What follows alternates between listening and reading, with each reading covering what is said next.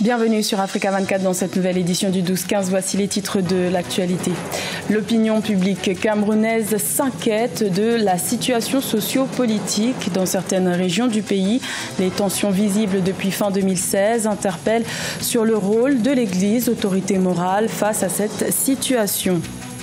Mieux accompagner le développement de l'Afrique avec plus de moyens, c'est l'objectif de la Banque africaine de développement qui ambitionne d'augmenter son capital de 11 milliards de dollars en 2019. Et un meeting pour la paix a rassemblé des milliers de Maliens. Une rencontre organisée par les figures importantes du monde religieux pour interpeller le gouvernement sur la situation actuelle du pays.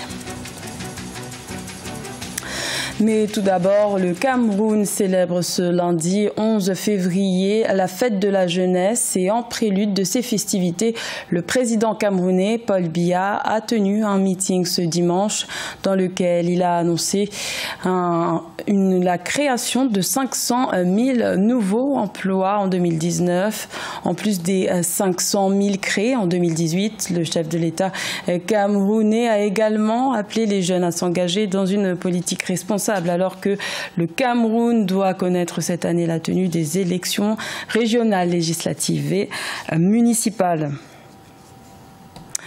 Plusieurs scrutins sont prévus en 2019 au Cameroun, alors que la situation sociopolitique du pays est en proie à des tensions depuis la montée du mouvement des séparatistes anglophones fin 2016. La situation sociale des régions du nord-ouest et du sud-ouest du pays se dégrade, à tel point que l'opinion publique s'interroge sur le rôle de l'Église face à cette situation. Reportage de notre correspondante Viviane Bauken.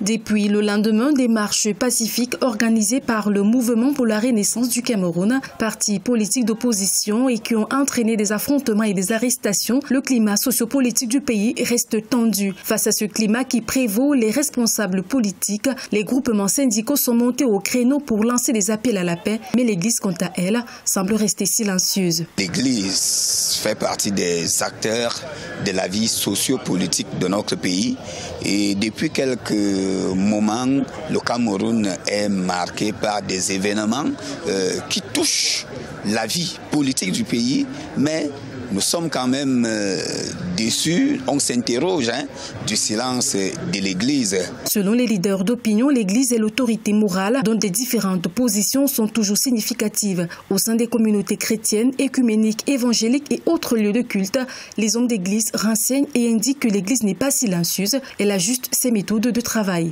La première chose que l'Église est appelée à faire dans une situation quelle qu'elle soit, c'est la prière, parce que c'est la prière qui est l'âme de l'action chrétienne. Mais je suis d'accord qu'il ne faut pas rester dans les chapelles. L'Église est bel et bien active, elle est sur le terrain. Et parfois, il faut laisser les acteurs institutionnels prendre à bas le corps, reconnaître déjà que le problème est existentiel. Si déjà ceux qui sont devant ne le reconnaissent même pas, ils disent qu'il n'y a rien, ils disent que tout va bien, alors que les gens meurent, alors que les gens ont faim. L'Église ne va pas rester silencieuse. Elle n'est même pas silencieuse, elle s'exprime. C'est donc pour apporter des réponses concrètes que les évêques du pays sont en concertation depuis quelques semaines. Et au mois de mars 2019, la conférence épiscopale nationale annonce une sortie officielle pour s'exprimer sur plusieurs questions. Également dans l'actualité, il a finalement décidé de se présenter pour briguer un 5e mandat. Le président algérien Abdelaziz Bouteflika a annoncé ce dimanche 10 février par le biais de l'agence de presse officielle APS sa candidature à l'élection présidentielle du 18 avril 2019. La veille, le Front de Libération Nationale choisissait le président sortant comme candidat. Un énième ralliement en faveur du président Abdelaziz Bouteflika, âgé de 81 ans et diminué par les séquelles d'un accident vasculaire cérébral dont il a été victime en 2013. Notons que depuis, ses apparitions en public se font rares. La Banque africaine de développement ambitionne d'augmenter son capital de 11 milliards de dollars en 2019. Cette 7e augmentation de capital, après la 6e effectuée en 2010, s'explique par sa volonté de mieux accompagner le développement du continent africain et d'atteindre les objectifs fixés à l'agenda 2063. Mathilda Diaby. En 2019, la Banque africaine de développement souhaite augmenter son capital de 11 milliards de dollars. Cette mesure devrait permettre à l'institution panafricaine de mieux répondre aux besoins de financement du continent afin de mieux accompagner son développement économique et social. Nous devons parvenir à l'accès universel à l'électricité. Nous devons aider l'Afrique à devenir autosuffisante sur le plan alimentaire. Nous devons parvenir à l'intégration complète du continent. Nous devons industrialiser le continent et améliorer la qualité de vie des populations africaines.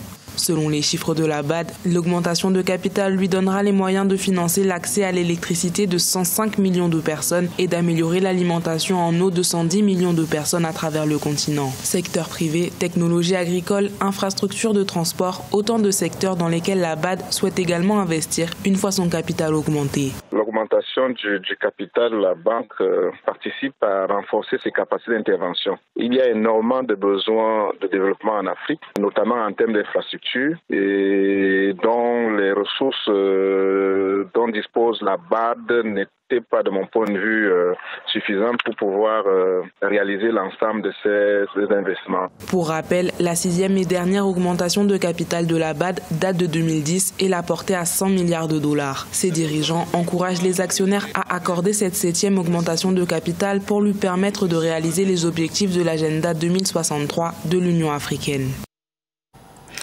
L'Union économique et monétaire ouest-africaine mise sur la monétique pour développer son inclusion financière.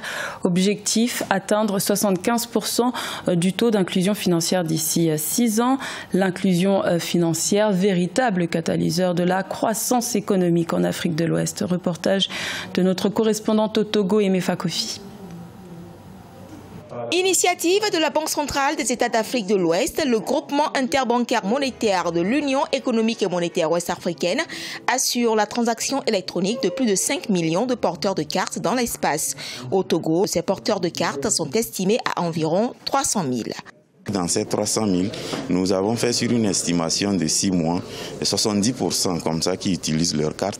Mais vous voyez, là, le Togo, nous avons une population de près de 7 millions. Près de 300 000 porteurs de cartes, c'est peu par rapport au nombre de détenteurs de comptes qui avoisinent le million dans toutes les banques. Dans le cadre de la stratégie régionale d'inclusion financière au sein de l'UEMOA, le groupement interbancaire monétaire a été choisi pour porter la future plateforme d'interopérabilité des systèmes financiers digitaux.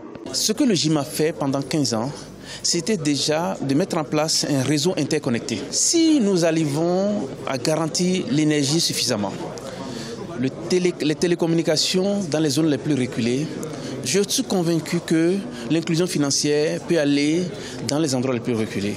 En 2017, le taux d'inclusion financière dans l'UEMOA est estimé à 55%. Le développement des infrastructures technologiques et des produits à des coûts abordables pour les populations, notamment les mobile money, sont des initiatives à encourager par les pouvoirs publics pour atteindre au sein de l'espace les objectifs de 75% à l'horizon 2025.